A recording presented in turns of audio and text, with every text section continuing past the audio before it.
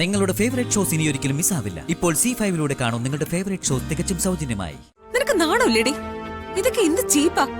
കേരളത്തിലെ ഏതെങ്കിലും വീട്ടിൽ നടക്കുന്ന കാര്യങ്ങളാണോ ഇതൊക്കെ? ജോത്സ്യം പറഞ്ഞത്രേ. എനിക്ക് കാർത്തിയുടെ ബെഡ്റൂമിൽ കിടക്കണമെന്ന് യാതൊരു നിർബന്ധവുമില്ല.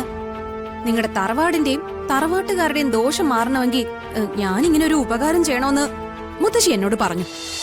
രാജലക്ഷ്മി, എനിക്ക് വിശ്വാസങ്ങളൊക്കെ ഉണ്ട് എന്ന് വെച്ച് ഞാനൊരു അന്ധവിശ്വാസിയൊന്നുമല്ല. ഒരു ജോത്സ്യൻ പറഞ്ഞെന്ന് വെച്ച് ഇത്രയും കടുത്ത തീരുമാനം എടുക്കരുതായിരുന്നു. ആ തിരുമേനി കൈമളേട്ടന് വെറും ഒരു ജോത്സ്യനായിരിക്കാം, പക്ഷേ അദ്ദേഹം പറഞ്ഞത് മുഴുവൻ ഞാൻ വിശ്വസിക്കുക. അയാള് പറഞ്ഞതൊക്കെ ഇവിടെ സംഭവിച്ചിട്ടുണ്ട്, ഇപ്പോഴും സംഭവിച്ചുകൊണ്ടിരിക്കുക.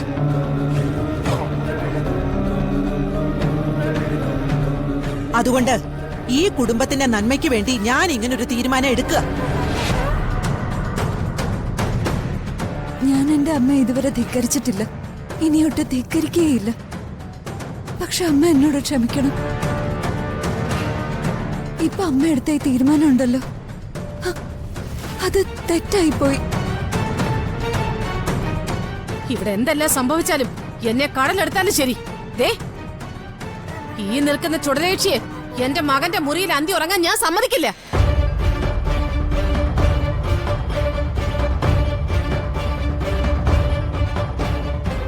ഞാൻ എടുത്ത തീരുമാനം എനിക്ക് ശരിയാണെന്ന് വിശ്വാസം ഉള്ളിടത്തോളം കാലം ഞാൻ ഇതിൽ നിന്ന് പിന്മാറില്ല. അമ്മേ, ഇപ്പൊ ഞാൻ നിങ്ങളുടെ മുമ്പിൽ ഒരു ദുഷ്ടയും കൊള്ളാത്ത സ്ത്രീയും ഒക്കെ ആയേക്കാം.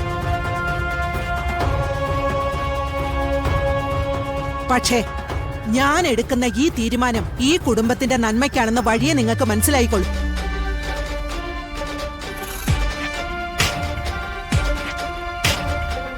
ഈ തീരുമാനമെടുക്കാൻ എനിക്ക് ബുദ്ധിമുട്ടുണ്ട്. ഭാര്യയ്ക്ക് ഓലക്കുട പിടിച്ച് അവിടെ പിന്നാലെ അവൾ പറയുന്നതെല്ലാം അനുസരിച്ച് ഏറാൻ മൂളി നടക്കുന്ന ഒരു നട്ടലില്ലാത്ത ഭർത്താവൊന്നുമല്ല ഞാൻ.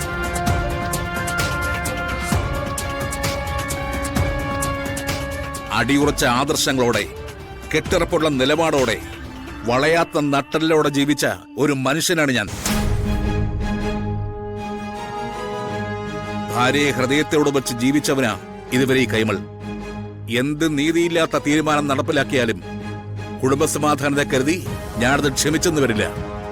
മീനാക്ഷിയും കാർത്തിമോനും എന്റേതും കൂടിയാണ്. അവരുടെ ജീവിതം തകർക്കാൻ ഞാൻ സമ്മതിക്കില്ല. ഇത് പറയുന്നത് ജനാർദ്ദന കൈമള, ഓർത്തു വെച്ചോ. കൈമളേട്ടാ, വെല്ലുവിളികളൊന്നുമല്ല ഞാൻ നടപ്പാക്കാൻ പോകുന്നത്. എന്റെ കുടുംബത്തിന്റെ മാത്രമല്ല, നമ്മുടെ കുടുംബത്തിന്റെ ശാശ്വതമായ നന്മയ്ക്ക് വേണ്ടിയുള്ള കാര്യം. ജ്യോതിഷത്തിൽ എനിക്ക് വിശ്വാസമുണ്ട്, അതുകൊണ്ട് ഞാൻ ഇത് നടപ്പാക്കും.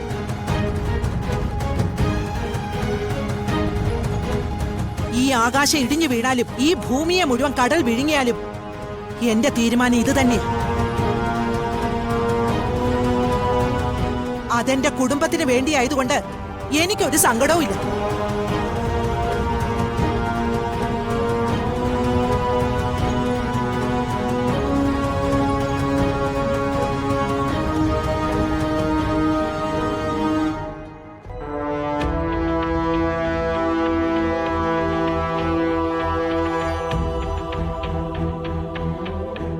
മീനാക്ഷി, പോവാം നമുക്ക് നമ്മുടെ മുറിയിലേക്ക്. വാ.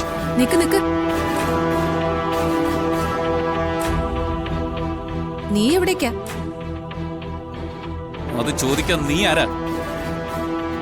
ഇവളെന്റെ ഭാര്യയാണ് മീനാക്ഷി. ഇവൾ അന്തി ഉറങ്ങേണ്ടത് എന്റെ ബെഡ്റൂമിലാ. പിന്നെ ജോത്സ്യം പറഞ്ഞ വ്യവസ്ഥകൾ പാലിക്കണമെന്ന് നിങ്ങളുടെ മുത്തശ്ശി എന്നോട് പറഞ്ഞതോ? നിനക്ക് നാണമില്ലേടി? ഇതൊക്കെ എന്ത് ചീപ്പാ. കേരളത്തിലെ ഏതെങ്കിലും വീട്ടിൽ നടക്കുന്ന കാര്യങ്ങളാണോ ഇതൊക്കെ? ജോത്സ്യം പറഞ്ഞത്രേ. എനിക്ക് കാർത്തിയുടെ ബെഡ്റൂമിൽ കിടക്കണമെന്ന് യാതൊരു നിർബന്ധവുമില്ല. നിങ്ങളുടെ തറവാടിന്റെയും തറവാട്ടുകാരുടെയും ദോഷം മാറണമെങ്കിൽ ഞാനിങ്ങനെ ഒരു ഉപകാരം ചെയ്യണമെന്ന് മുത്തശ്ശി എന്നോട് പറഞ്ഞു. ഞാനും ഇവിടുന്ന് ആഹാരമൊക്കെ കഴിക്കുന്നതല്ലേ.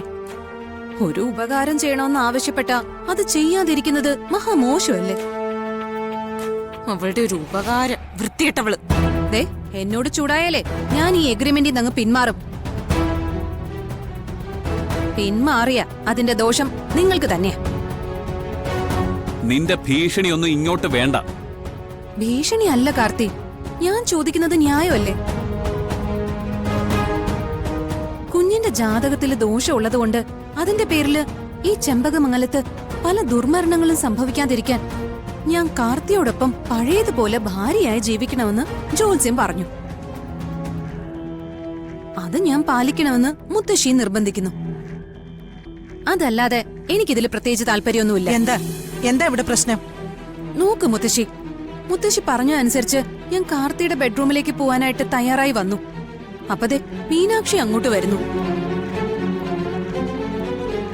മീനാക്ഷി എന്നോടൊപ്പം എന്റെ മുറിയിലുണ്ടാവും. ഇവൾ എന്റെ ഭാര്യയാണ്. മീനാക്ഷി എന്നോടൊപ്പം എന്റെ മുറിയിൽ ഉണ്ടാവരുതെന്ന് ജോത്സ്യം പറഞ്ഞിട്ടൊന്നുമില്ലല്ലോ. ഇതൊക്കെ അസാധാരണമായ ജോത്സ്യ വിധികളാണ്.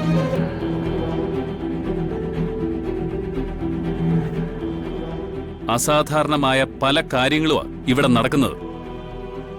എങ്കിലും ഈ വീട്ടിലെ ആർക്കും ഒരു ദോഷവും വരണ്ടെന്ന് കരുതി ഞാനിതൊക്കെ അംഗീകരിക്കുക.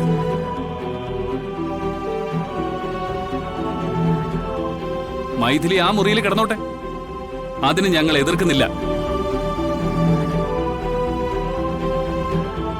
പക്ഷേ മീനാക്ഷിയും കുഞ്ഞും അവിടെ ഉണ്ടാവും.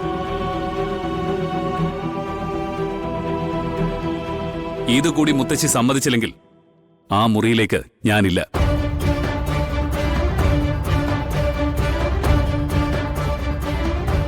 എന്റെ കുഞ്ഞുമക്കളുടെ ജീവിതം തകർക്കാൻ ഈ മുത്തശ്ശി എടുത്ത തീരുമാനമൊന്നും അല്ല ഇത്. ജോത്സ്യർ പറയുന്നത് ദൈവ തീരുമാനങ്ങളാ.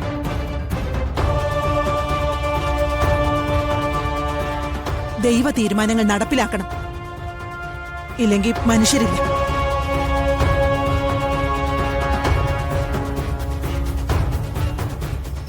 മുത്തശ്ശി,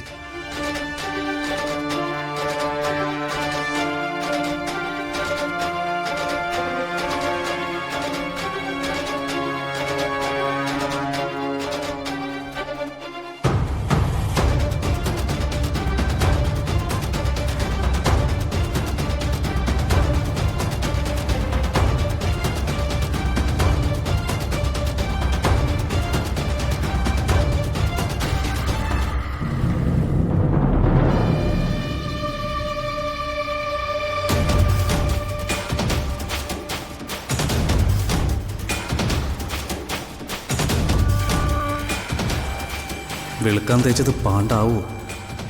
ആ ഉടവാളിന് വേണ്ടി ഞാൻ എൻ്റെ ഭാര്യയെ പ്രേരിപ്പിച്ച് പല തരികട വേലകളും വെച്ച് ഞാൻ അവളെ കാർത്തിയുടെ അടുത്തേക്ക് അയക്കുക. ഒടുവിൽ ഡെമോക്രസിൻ്റെ വാള് പോലെ അതെൻ്റെ തലയ്ക്ക് മീതെ തന്നെ തൂങ്ങും.